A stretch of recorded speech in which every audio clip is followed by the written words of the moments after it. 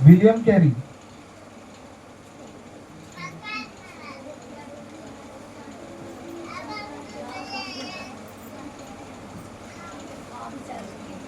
William Carey मालूम है किसी को?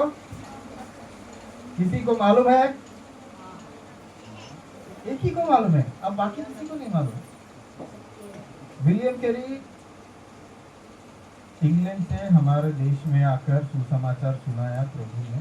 उसका एक बात ऐसा है, बहुत उसका एक बात जो बहुत फेमस बात है, क्या बोलते हैं उसको, क्वाट्स बोलते कुछ, हाँ, जो एक छोटा छोटा शब्द में डालते हैं ना, क्वाट्स जो बोलते हैं, हाँ।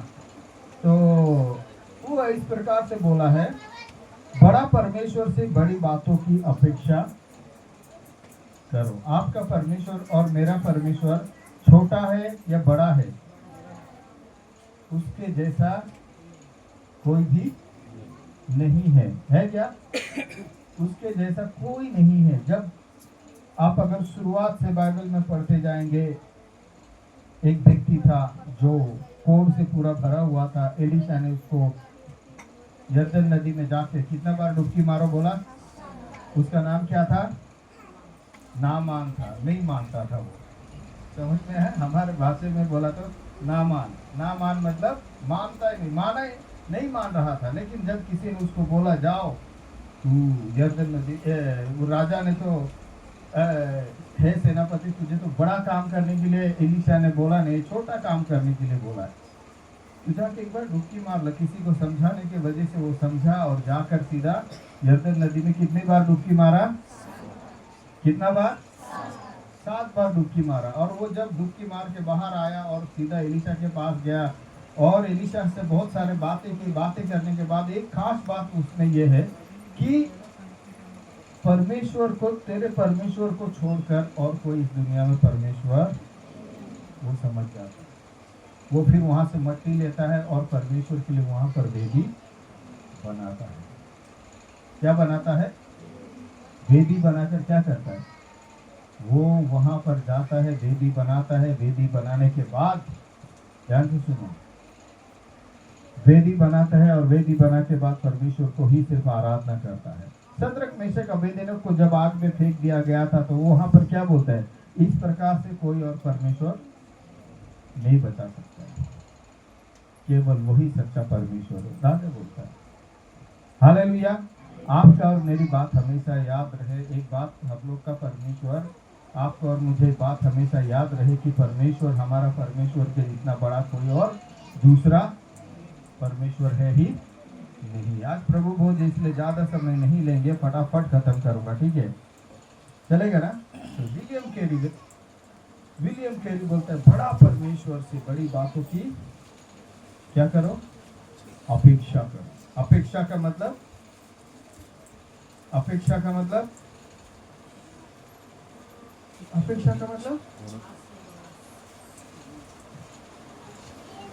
क्या? बोलो, जोर से बोलो। बड़ा बातों की उम्मीद रखो, बड़े बातों की आस लगाए रखो, बड़ी चीजों का, छोटा छोटा चीजों का नहीं। प्रभु मुझे ये वही बड़ी बात, परमेश्वर ऐसा कोई काम नहीं है जो नहीं कर सकता है। हालेलुया। एक व्यक्ति है बाइबल में, उसके जीवन में कुछ 4-5 बातें हम लोग देखेंगे। उसका नाम है याबेज। क्या नाम है? याबेज। किधर मिलेगा? याबेज को ढूंढो, कहाँ मिलेगा आपको? कहाँ मिलेगा? हाँ, कहाँ मिलेगा याबेज?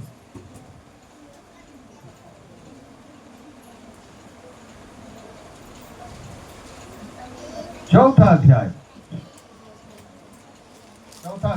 ये पढ़ो। अच्छा जी, कौन पढ़ रहे? इसका चौथा अध्याय बस कुछ लोग ढूंढ रहे हो, कुछ लोगों को देखो, बस चौथा अध्याय बोल दिया, क्या ढूंढ रहे हैं? चौथा अध्याय इतिहास, पहला इतिहास क्या है? पहला इतिहास चौथा अध्याय। अगर इसका आपको पूरा जानकारी चाहिए, कौन किसके बाद किधर से कहाँ पैदा हुआ, कौन किधर से याबेज का दादाजी परदादा कौन था, ये आप इतिहास का पहला अध्याय से शुरू करना, पढ़ते पढ़ते सब आपको पता चल जाएगा। ठीक है, समझ में आ रहा है? याबेज, मेरे साथ बोलो याबेज। याबेज की स्टोरी पैदा होना ही बहुत बड़ा दुखद की घटना है। क्या है? बहुत दुख की बात है। याबेज इतिहास, पहला इतिहास 4:10 में लिखा हुआ है। 10 से स्टार्टिंग है, लेकिन हम 9 से पढ़ेंगे। कोई पढ़े फटाक से। याबेज अपने भाइयों से अधिक प्रतिष्ठित हुआ और उसकी माता ने यह कहकर उसका नाम याबेज रखा, मैंने इसे पीड़ित होकर उत्पन्न किया। याबेज ने इस्राएल के परमेश्वर को यह कहकर पुकारा, भला होता कि तू मुझे सचमुच आशीष देता और मेरा देश बढ़ता और तेरा हाथ मेरे साथ रहता और तू मुझे बुराई से ऐसा बचा रखता कि मैं उसे पीड़ित न होता। और जो कुछ उसने मांगा वह परमेश्वर ने उसे दिया। हालेलुया। कई बार हम लोग इस बातों को समझ में नहीं आ पाता है।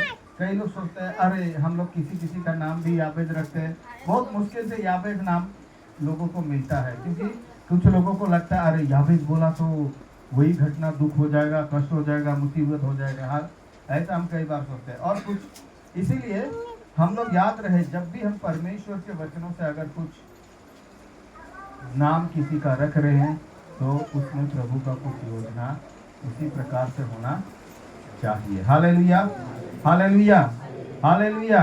ये याबेज जो है, इसका नाम में ही वो बातें हैं। याबेज नाम का अर्थ है, आप लोग को बोलने के नहीं, विपत्ति या पीड़ा, दुख, कष्ट। इधर बैठ जाओ, इस तरीके बस। याबेज समझ में आ रहा है? ध्यान से सुन रहे हैं सब लोग? याबेज का नाम में ही दुख है, दर्द है, पीड़ा है, कष्ट है, उसकी मान है। लेकिन सबसे बड़ी बात यह है, जिस प्रकार से वो पैदा हुआ था, परमेश्वर ने उसी प्रकार से उसको नहीं रखा। याद रख लेना एक बात, आपको मैं हमेशा बताता हूँ। कुछ लोगों हमेशा ये बात प्रॉब्लम, हम कुछ लोगों के अंदर ऐसा होने को कौन डाल सकता है, ऐसा होना ही रहता है, ऐसा नसीब में ही लिखा रहता है, ऐसे होना ही था तो हो ही नहीं रहेगा। प्रभु में आने के बाद में भी कुछ लोगों का ये शब्द है ना, जाता नहीं। मैं बहुत सारे बड़े बड़े पास्टर लोगों की बात के अंदर भी सुना हूँ, अरे जो होना है होकर ही रहेगा, है कि नहीं? अरे कई लोग तो मेरे नसीब में ही लेके ऐसा पैदा हुआ हूँ, नसीब इधर। कई लोग बोलते हैं हाथ का लिखा हुआ तो क्या बोले, जिसका हाथ ही नहीं रहता उसका क्या करें। कई हम लोग समझ में नहीं आता। देखो याद रहे, आप और मैं जिस समय प्रभु यीशु मसीह में आ जाते हैं तो हमारा सब कुछ कौन हो जाता है? हमारा सब कुछ कौन होता है? हमारा सब कुछ क्या कौन है? बपतिस्मा लेने के बाद में ग्रहण करना, मतलब समझ में आ रहा है? थोड़ा जोर से बोलना है, ठीक है? यीशु मसीह को जिस समय मैंने ग्रहण किया, मेरा मालिक, मेरा स्वामी, मेरा राजा, मेरा प्रभु, मेरा सब कुछ कौन बन जाता है? यीशु मसीह। मैं जब ग्रहण करता हूँ, मुझे उसके मुताबिक चलना है, और जब भी मैं विश्वास से प्रार्थना करूंगा तो परमेश्वर वो सब कुछ सुनकर क्या करेगा? पूरा करेगा। हालेलुया। इतिहास गवाह है, आज तक जितना भी हम बड़े बड़े प्रभु के दासों को देखते हैं, वो सारे लोग पहले कुछ नहीं थे, लेकिन जब प्रभु में आए तो बहुत कुछ हो गए। हालेलुया। आशीषों की बारिश बन गए। हमारे नसीब नहीं, हमारे प्रभु यीशु मसीह हमारे साथ चलते हैं। हमारे साथ कौन चलता है? प्रभु यीशु मसीह। अगर प्रभु यीशु मसीह है जो सारे सृष्टि को बनाने वाला, वो यदि मेरे साथ है तो कोई भी बातों की टेंशन नहीं है। हालेलुया। टेंशन उसका होता है जो नसीबों के अनुसार ज्यादा चलता है। अगर नसीबों पे ज्यादा भरोसा रखना है तो हम लोग को फिर प्रभु पे आके कुछ फायदा नहीं है। ध्यान से सुना, हमारा छुटकारा, हमारा राजा, हमारा स्वामी एक ही है, यीशु मसीह। याबेश के साथ में भी कुछ ऐसी बातें हैं। जो पैदा हुआ था, पैदा वो बहुत, उसके माँ ने उसका नाम याबेश रखा, इसलिए नाम रखा क्योंकि वो बहुत दुखी, पीड़ित, तकलीफ में पैदा किया उसको। तकलीफ में, इतने तकलीफ में वो पैदा हुआ कि उसका नाम का ही पीड़ा रख दिया। अब पीड़ा मतलब दर्द। उसका नाम, इतना सोचने वाली बात, पैदा होते साथ में उसका नाम वो पड़ गया। कई जगह में ऐसा है, जैसा जो पैदा हो गया तुरंत उसके बाद में उसी के अनुसार उसका नाम रखा जाता है। कई देशों में है, हमारे नॉर्थ ईस्ट साइड में भी ऐसे ही है। तो ध्यान से सुने, इतना दर्द था कि उसका नाम उसके माँ ने वो ही रख दिया, पीड़ा। लेकिन याबेश, मैं दुख में पैदा हुआ हूं, उसी बात को ही लेकर वो रोने नहीं लगता।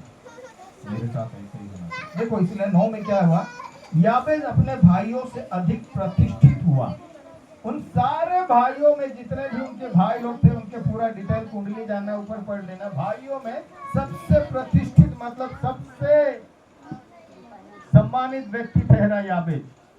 सम्मानित था ऐसा नहीं है, समझ याद रख लेना। सम्मानित था ऐसा नहीं है, परंतु सम्मानित ठहरा, प्रतिष्ठित हुआ। वो क्यों हुआ, उसके ऊपर यहाँ कारण और 10वें अध्याय में लिखा हुआ, देखो। और उसकी माता ये कहकर उसका नाम याबेश रखा, मैंने इसे पीड़ित होकर उत्पन्न किया। पीड़ित होकर उत्पन्न किया है, दुख में, तकलीफ में, कष्ट में। याबेश ने इज़राइल के परमेश्वर को यह कहकर पुकारा, भला होता कि तू मुझे सचमुच आशीष देता।